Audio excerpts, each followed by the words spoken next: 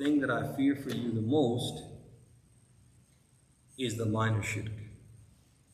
Now somebody might rebut this and say that how can you say that there are two categories of a shirk when in this hadith only one category is mentioned? And the way we explain it is what we call fil usul mafhum at-taqsim. Mafhum at-taqsim. What is understood from what? What is understood from the necessity of what? Of division, or basically making a category, but we understand that there are two categories by mentioning what? One category. So maybe we can explain this with an example. Let's say, for example, that you visited me in my home and a little boy comes running down the what? Down the steps. And I say, this is my youngest son. So then you respond and you say, how many children do you have? I say, just the one. Right? You'd say what? That doesn't make sense. That doesn't make sense, because if you have a youngest, you have to have a what? An older one, right? Or an oldest one.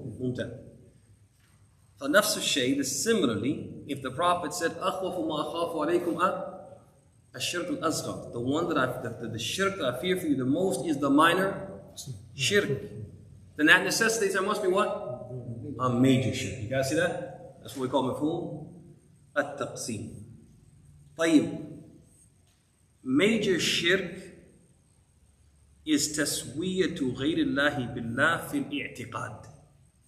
It is when you equate something with Allah, and that equating that you do is informed or influenced by belief. You actually believe that something is equal to Allah. So for example, someone believes that something is equal to Allah in terms of what? Knowing the unseen. Being able to hear your dua, your prayers, and answer your prayers. Right? So these are examples of a taswiyah fil i'tiqad, and that would be major shirk. Minor shirk, on the other hand, is taswiyatu ghayrillahi billah fil lafz. It's you basically say something that indicates that you're equating Allah with something else besides Allah, but you just do that what? By something you say, you articulate it, but you don't what? You don't believe it. Similarly, for example, or example of that would be when a person says, Ma sha'allahu wa shi'ta. What you will and what Allah wills. What Allah wills and what you will. As if your will and the will of Allah are what? On the same plane. A person doesn't believe that in their heart, but they say something which what? Gives the impression. Also, minor shirk can be anything that Allah and His Messenger have called shirk, but it doesn't reach the level of what? Of major shirk. Like, generally speaking, al-halaf bi ghayrillah. A person swears by other than Allah. Generally, that person says something which indicates what? That they equate something other than Allah with Allah. But most people, when they do that, they don't what? They don't believe that it's equal. They say, for example, wal Kaaba. They say, I swear by the Kaaba. They don't believe the Kaaba is equal to Allah. Right? But what? Al-halaf is something Allah and His Messenger called it shirk, but doesn't reach the level of what? Major shirk in general. Unless a person really believes that, and that's what? That's rare. There's one more mas'ala we want to talk about. We talked today about the difference between major shirk and minor shirk in terms of what? Definition. How they are defined.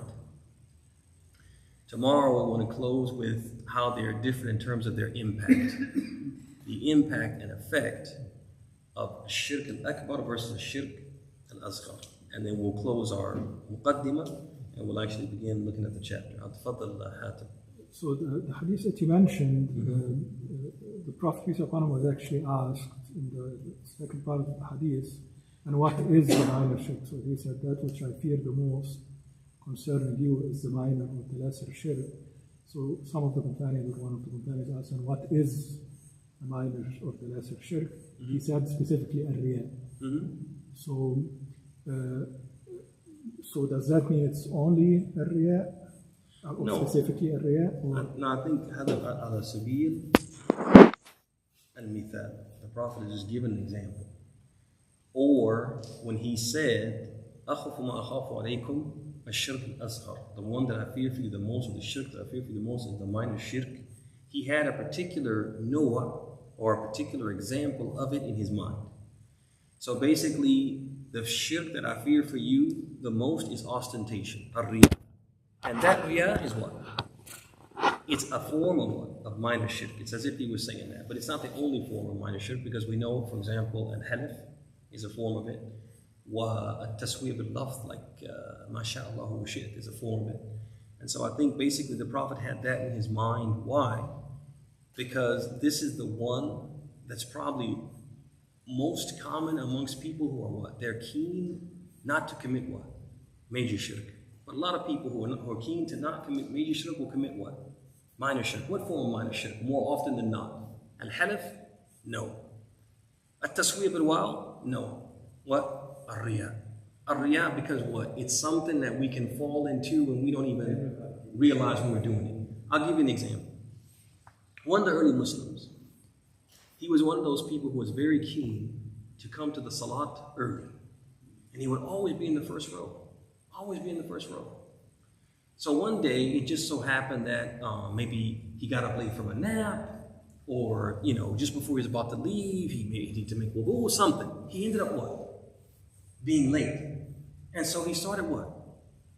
Racing to the masjid, thinking, so what are the people going to say if they don't find me in the first row? And then as he's running, trying to get to the masjid, he realized, yes, subhanAllah, I've been getting to the front row and not getting to the front row for who? For Allah. I've been doing it for who? An-nas. And didn't even what? Didn't realize until this happened. Y'all see that? And so for that reason, I think that's why the Prophet ﷺ, and in his mind is what? Ar-riya. Not because it's the only minor shirk, but it's the one that's most common. That's why I fear for you the most, because it will do what? It will eat your hasanat.